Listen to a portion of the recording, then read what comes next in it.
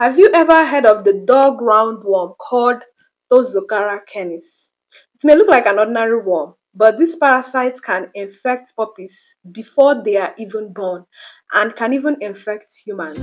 Hello guys and welcome back to Vegetarian Schools where we learn, care and understand better. In today's video, we will discuss where Toxocara canis lives, how it infects dogs, the clinical signs it causes, how it is diagnosed and treated, and why every dog owner should know about this parasite. Let's get started. Let's begin with the predilection site. Predilection site simply means the parasite's favorite place to live in the body. For Toxocara canis, that place is the small intestine of dogs.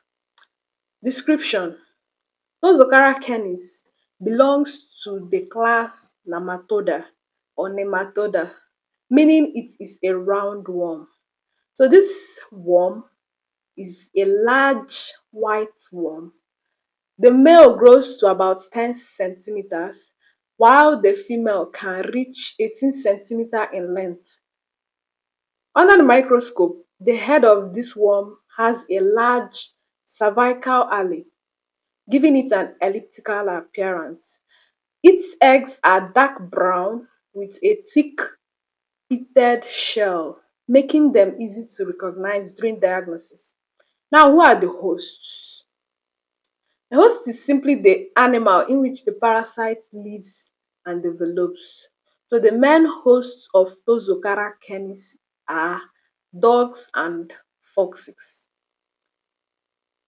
Let's look at the life cycle because this is the most fascinating part of this parasite.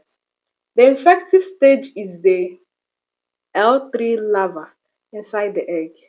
This means the egg must contain a third stage larva, that's the L3 larva, before it can infect a dog. Dogs become infected in four major ways. So there are four major ways in which a dog can be infected with Toxocara canis. Four. Number one, injection of infective eggs.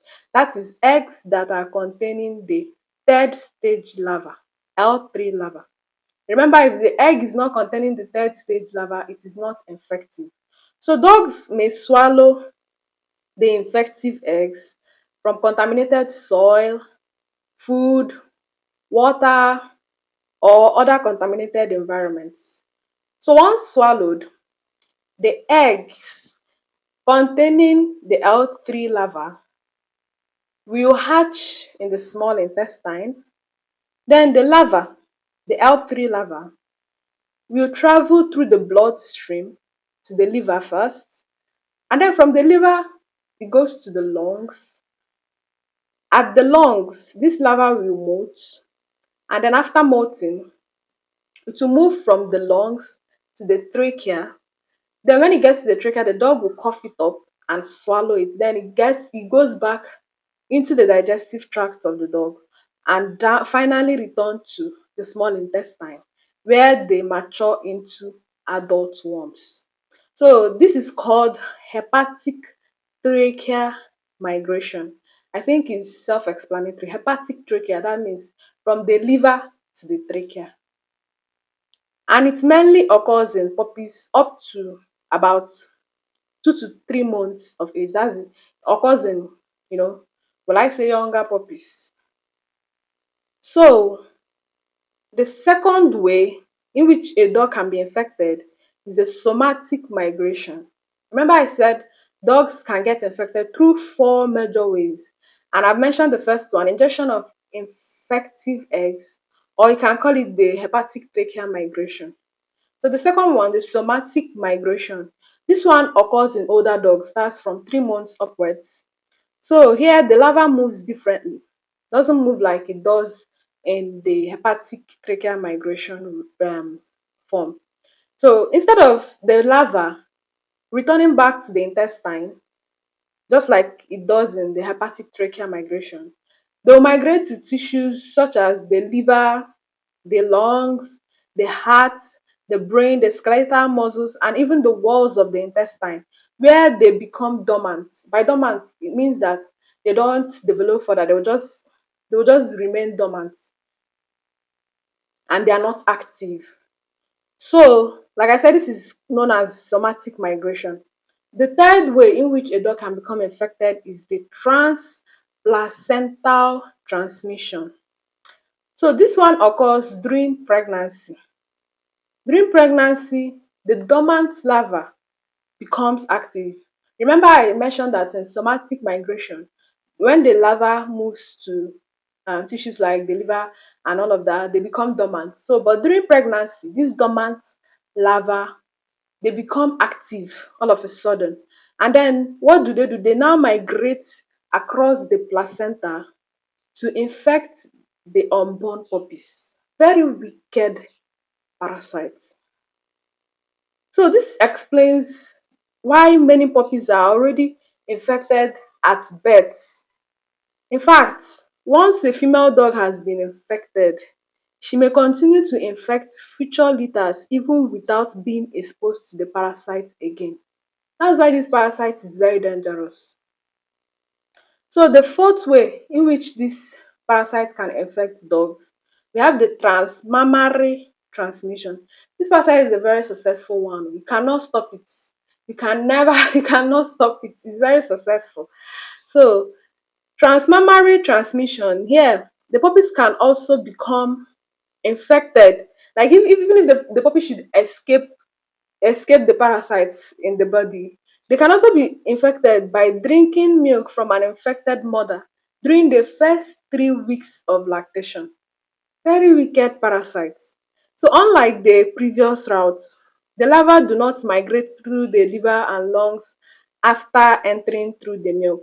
Okay, like when the puppy ingests the larva through the milk, unlike other routes that I've been discussing, the larva does not migrate through the liver and the lungs, after entering through the milk. It does not migrate.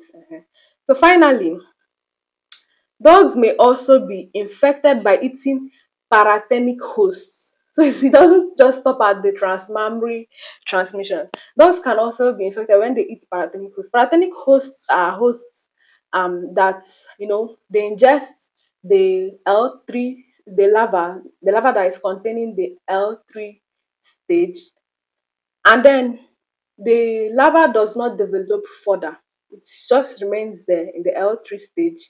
It does not develop further until a dog ingests that paratenic host. Example of the paratenic host, we have rodents. You know what rodents are, rats and all of that, or birds. So there's no further development of the parasite until it is eaten by the final host. It is in the final host that development occurs. So let's look at the clinical signs. That is it for the life cycle of this wicked parasites. So what signs do infected dogs show? In mild infections, there may be no obvious signs. You might not see any obvious signs, like obvious, like something you'll be seeing with your eyes. Clearly, you know that something is wrong with this dog. In mild infections, you might not see any of that. However, if the infection is heavy, it may cause pot-bellied abdomen. This pot belly is something that is very common with all roundworm infections. Even in humans, you have the Ascaris lumbricoides, you see the child with a very big stomach, pot belly. Poor growth or failure to thrive, vomiting, diarrhea, coughing and difficulty in breathing as the larva passes through the lungs.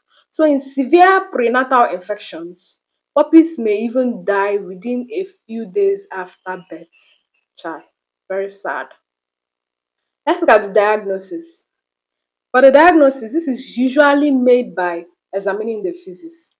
For the characteristic dark brown, thick pitted shelled eggs of Toxocara canis. This means that the eggs, they are not so small that you cannot see them with your eyes. You can see them with your eyes, like without the aid of a microscope, it can be seen. And they have this characteristic dark brown color. They are dark brown in color. Then the shell is thick with a little pitting. So let's look at treatment. Fortunately, the adult worms, that's if the worm should develop to an adult stage, They respond well to deworming drugs such as febendazole, mebendazole, Briandel, etc., etc. So puppies should be dewormed from 2 weeks of age. Deworm a puppy, and the mother should also be treated at the same time to reduce reinfection, because you can deworm the puppy and it goes back to suckle from the mother and still gets reinfected. So as you're deworming the puppies, please deworm their mother. Control is mainly based on prevention. Prevention, they say, is better than cure. So what do you do to control these parasites? Regular deworming of puppies and adult dogs. Treating breeding females.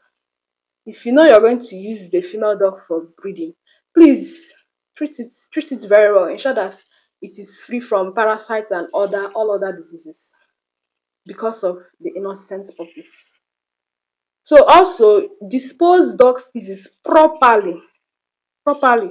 And again, prevent your dogs from eating rodents like rats and all of that. Some people pride in that. Please prevent your dogs from eating rodents.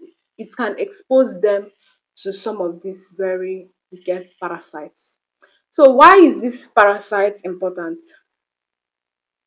Why should we care about those Toxocara canis? Is it just because of our dogs? I know our dogs are so important to us. Yes, they're very important to us. But then we should care about this Toxocara canis not just because of our dogs. We also care about them because of ourselves and our children, most especially, because like I said when I was starting this video, they can also infect, like this parasite can also infect humans. So it is termed as it's called a zoonotic um disease. It's zoonotic. The parasite is zoonotic, meaning it can also infect humans.